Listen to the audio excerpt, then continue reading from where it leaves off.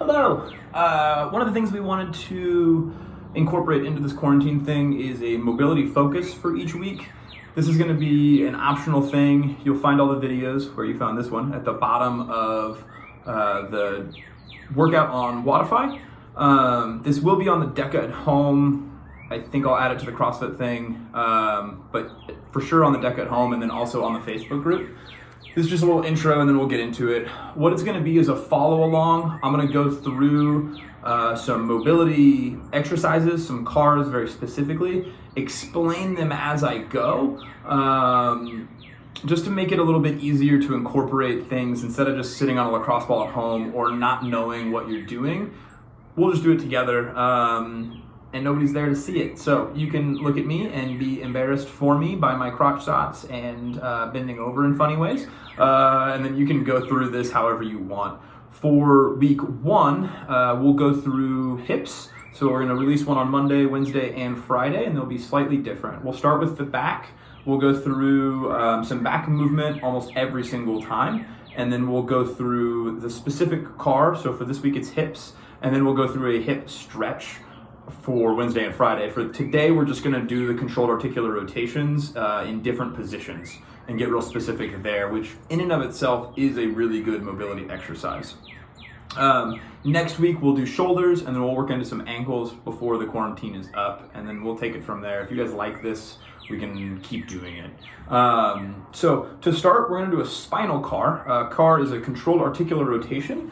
What we're gonna do is go from a cat position, a cow position to a cat, but very slowly. So we'll get on hands and knees, knees underneath hips, hands underneath shoulders with elbows straight. And then you're gonna come into this extended position. So I'm gonna pull my sternum through with my arms, so I'm pulling my arms back this way, and I'm really driving my hips up into as an extended position as I can. I'm not gonna exaggerate the neck too terribly much for this.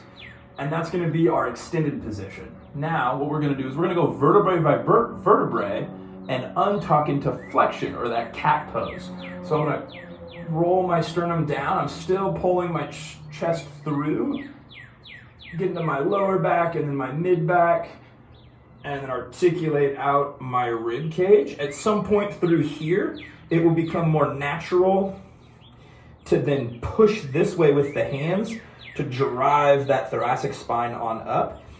And then you'll notice now your pelvis is tilted down, tailbone tucked, everything is flexed. And go ahead and breathe here for a second. Open that up.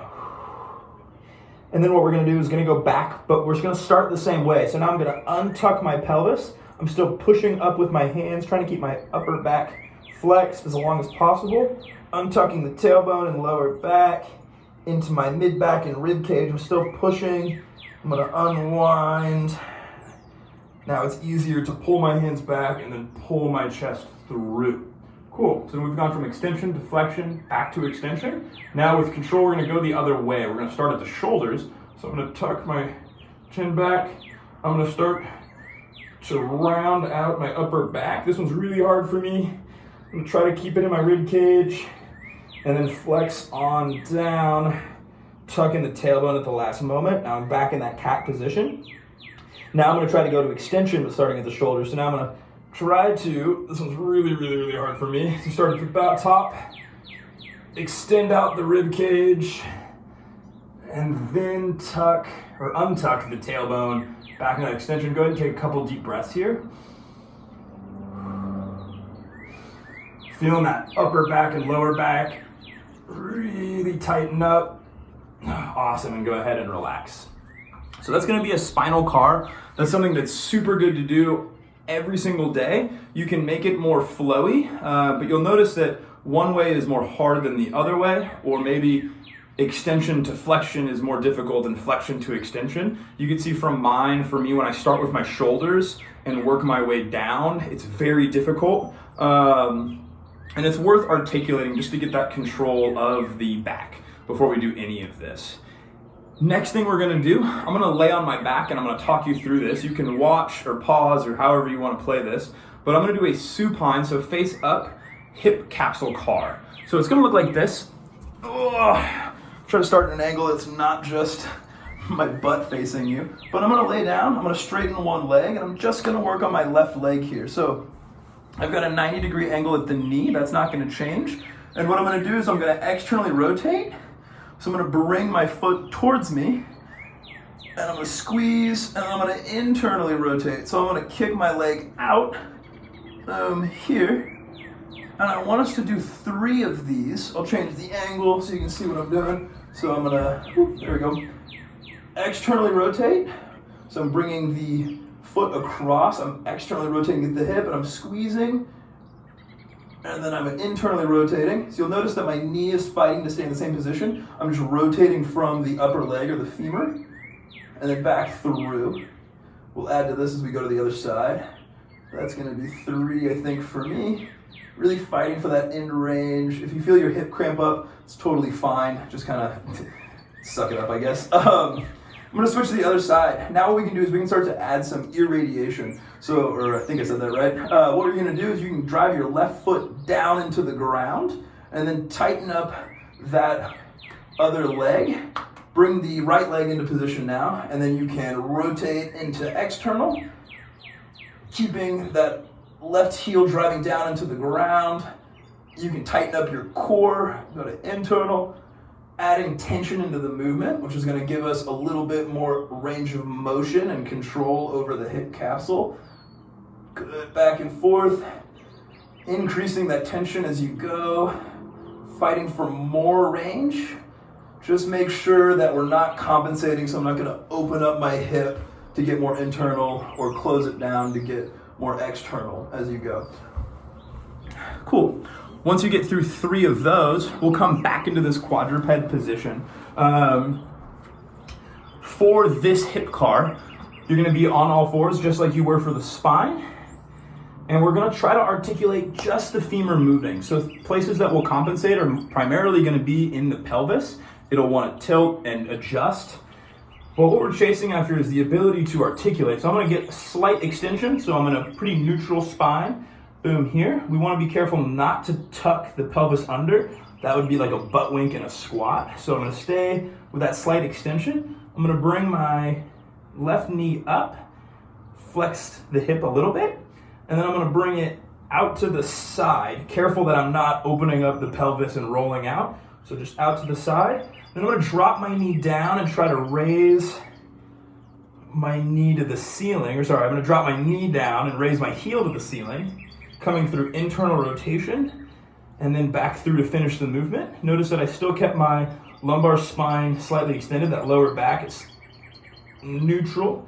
And then I'm gonna open myself back up into external to come back and through. Let's go ahead and do 2 more of those.